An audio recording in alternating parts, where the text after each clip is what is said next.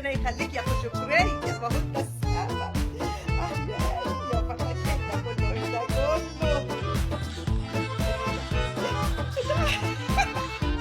احنا عرايس قررنا شوفنا على التليفون.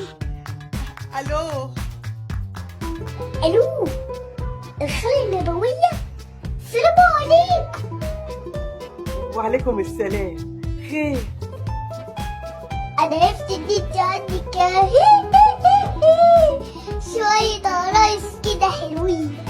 ايوه يا استاذ، انا عندي عرايس امارات، عندي الطويله والقصيره التخينه والرفيعه. امر انت بس وانا نفذ عينيا ليك. عمر، لا اسمي عمر، بس بسميه عمر السكابيس. ملايين بيسموني عمر السكابيس. لا على التيك توك، بس انا على التيك توك بعمل حاجات على التيك توك. كان عندك قناه على التيك توك زي زمان؟ انا كان عندي قناه كنت مسمياها نبويه حلاوله، بس الوليه معطله نبرت فيها خلتني قفلت القناه. كده كده هنبقى اصحاب. انا عايز تلاقيني بقى عروسة حلوة كده، بس تكون يعني 23 22 24 ما يفيش على كده. بس انا عايزة واحدة شعرها اصفر وعينيها لبني اسود، بس هنجيبها كحلي. بس تلاقيني عروسة حلوة كده. طلبك عندي يا استاذ، عندي عروسه بيضه وبشعر اصفر وعينيها خضرا اسمها سهر، مش هتغلى عليك. انتي بس قولي لها عمر السكبانة ازاي هتوافق. لازم توافق يا عم سكبانس. والله حلو اسم سكبانس ده. بس المهم يا اخويا عشان لما اتكلم اهلها يعني انت هتدفع مهر كام؟ مامي، ماما، ايوه حاضر هدفع لكم بقى. ولا هي هتقول عليا؟ انا هوافق جدا، وانا هدفع لك لبنتك شيكو، وهدفع لك انتي خالد نبوية. هاتني ايه بس يا سكبانس، احنا يا اخويا مش هنروح لبعض. المهم ان العروسه تعجبك. بس يوه نسيت اسالك، هو انت عندك كام سنه؟ امي كام؟ طب ليه السؤال المحرج ده بس؟ يمكن انا عندي 10 15 او 18 كده، بس ما تزوديهاش على كده. بس اهم حاجة انت تصبطيني وانا هصبطك، بس تلاقيني عروسة حلوة كده كيوت، أمورة وهسولة زي بنت شيكو.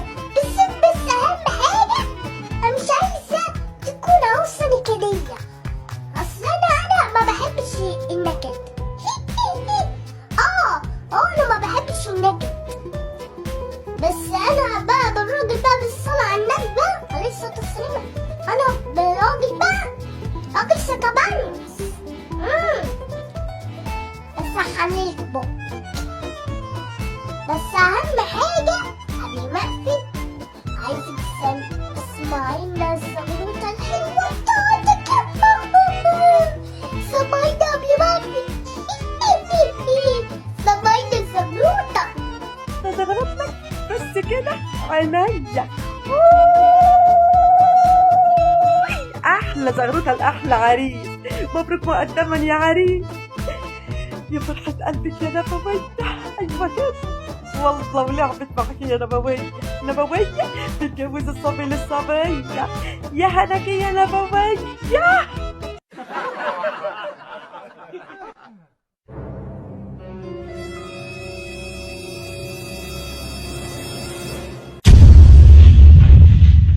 اخواتي الحبايب قلبي، يا رب يكون الفيديو عجبكم. ما تنسوش تعملوا لايك واشتراك في القناه وتفعلوا زر الجرس، اهم حاجه تفعل زر الجرس وتوصلوا الفيديو ده ل 15000 لايك، وانتظروا الجزء الثالث. توقعوا بقى ايه اللي هيحصل في الجزء الثالث لحد ما انزله. طبعا يا جماعه زي ما قلت لكم الفيديو اللي فات ان انا ان شاء الله هبتدي اوزع في الجوائز، وهبتدي ادي الناس اللي فازت معايا في الجائزه، واوريكم اول 3 ابتدوا معايا. والنهارده سلمت الجائزه لاول واحد فايز معايا وهو اسمه مازن، وصورت معاه فيديو انا بسلمه الجائزه. اوريكم الفيديو تتفرجوا عليه وترجعوا لي تاني.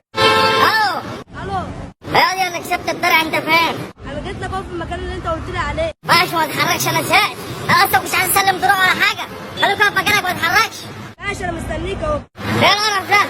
دروع يوم بتنجان ايه؟ تعال تعال يا عم، انت اللي كسبت الدرع. اه انا بس اللي كسبت الدرع. ماشي خد يا عم الدرع اهو، خد يا عم الدرع وخد انت واخويا. يلا امشي خد، تعال تعال يا سما. بص يا جدعان، ده يا جدعان اللي كسب الدعر اهو، ده اسمه مازن. اول واحد يكسب الدعر معايا. يلا كله يعمل الشروط. لسه في 9 تاني هيكسبوا، لسه في 9 تاني، في 9 دروع تاني، ولسه في 9 تاني يكسبوا، لسه المسابقه شغاله. يلا كله يعمل عشان ياخد زي مازن كده ويصور معاه فيديو. يلا يا مازن خد ده، مش عايز منك حاجه تاني. يلا امشي خد الدعر وامشي ماشي.